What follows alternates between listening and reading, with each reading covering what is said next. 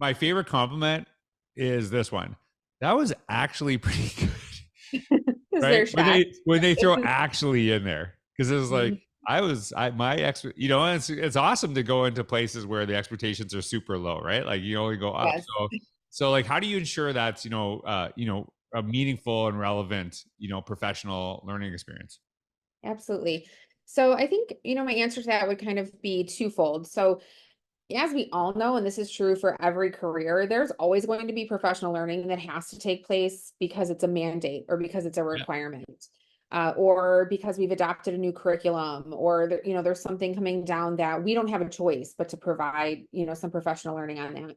And I have found, at least in my experience, that being super transparent about that as the leader in the room or as the one delivering the professional learning opportunity actually does help create a more accepting and relaxed environment. So I think it's sometimes a little bit dangerous to expect that every single person who's sitting there is glad to be there. I think there are so many other things going on in the world and in personal lives, and children and families and other interests that really do often kind of take over when we are expected to be sitting in a room learning about a new state mandate or learning about something else that's coming to the district that we have to find time to train people on. And especially in a school district, and acknowledging that my only experience is working in school districts, but teachers have the hardest job and they always need time in their classrooms. And so how do we balance delivering those things that are required and providing professional learning and growth opportunities with being respectful of the fact that they have lots and lots to do and they need time in their classroom? So I think my first response there would be acknowledging that and saying, like, I understand as the one standing here that you have 100 other things on your mind, but let's really try to refocus right now and focus on this because it's going to help in the long run, and really setting the stage and the expectation for why we're doing this and why is this important and how will this impact you when you return to your classroom. On the flip side of that, I think we do a great job here in Barrington of two specific things when it comes to professional learning. And the first is gathering feedback from staff on what exactly they want to learn about. Hmm. And the second is offering professional learning opportunities to staff that they have the choice to attend.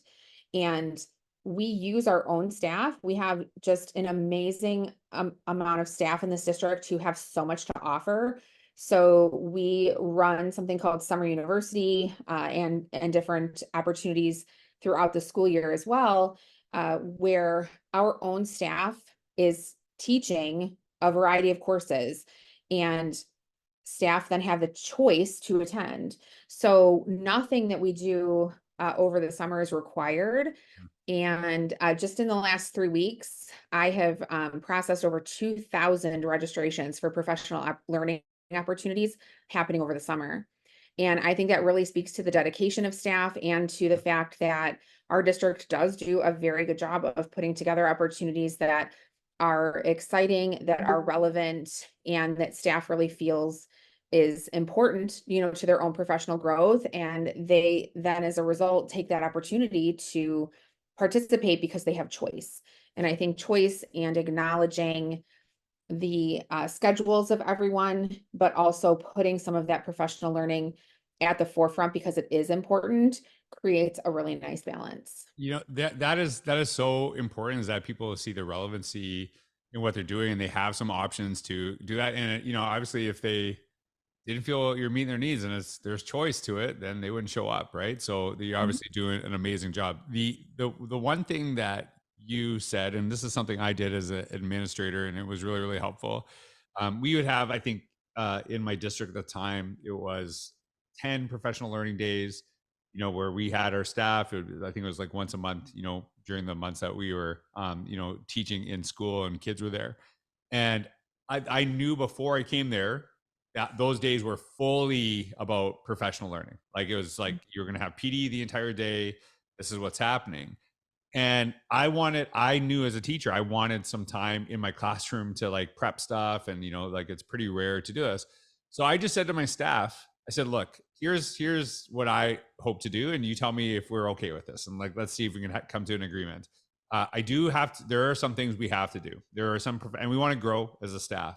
So what I'm asking you is that, can we do this where we are fully immersed in the morning in the professional learning? Like, you have your full attention, you're totally engaged in this. And if you do that, then the afternoon is yours to do whatever you need to do. And Mhm. they were like, yep. Yeah. And Please. it was, and Right. just like, and I actually remember one time people were checking out. I'm like, do you remember we made this deal? Do you remember we made the deal? And they're like, yeah, we got you. And so, and it was, they so appreciated that, because I think, it's, there is a thing that it does kind of bug me, in the sense that we believe if we're not delivering something, people aren't learning, as opposed to the Mhm. idea like they're doing a ton of learning, on their own. It's not like you have to, something has to be delivered. We want our students to find their own pathway to, find that success. And so do we create those opportunities where, we create in, and I know this, I'm all about collaboration. I think it's really important, but I do think you need some time on your own. You need some isolation time, and you can't really bring anything valuable to a group if you don't actually have time to reflect, think, and create some stuff together. So I love kind of that focus that you have. You did mention before we got on the podcast the focus on social emotional learning, how utilize that for students. Talking about that for your professional learning days. I know this is like, I'm putting you on the spot. You shared something really, and I was like, oh, I wish we recorded that. So all I need you to do is say exactly what you said before we recorded. I will And try. I, I and will I wrote it all down. So if you did anything, no, try. Okay. I'm teasing. Perfect. But Perfect. it was like, it was so powerful what you said. And that was really, really important to share. Sure. So, I know I mentioned, the areas that I oversee in the district, but I do feel, especially, with you joining our district in June and, really thinking through just, the abilities of our students and intelligence and talents and all of those pieces, it has really made me think a lot about the areas that I work closely in here, in three specific areas of social emotional learning and professional learning and professional growth, and then also our extended learners that we are looking to really, tap into abilities and all of those Hmm. pieces. And while I oversee extended learning, it is an important piece of my role and the role of everyone in the district to tap into that for every student that is in this district, not just our extended learners, of course. And so for me, I'm really thinking a lot about, how do we address the abilities and intelligence and talents and all of those pieces for every single learner here in Barrington, while making sure that we are providing quality professional learning and development for our staff and our families. And how do we meet the social emotional needs and make sure that that is also a really key component to healthy kids. Mhm. And sometimes I think the academic push is um, a little bit outweighed at times, just nationally, Yep. as a nationwide thing, over the social emotional needs of students, adults, I think everybody. And so for me, I think we are really trying to look at the whole child.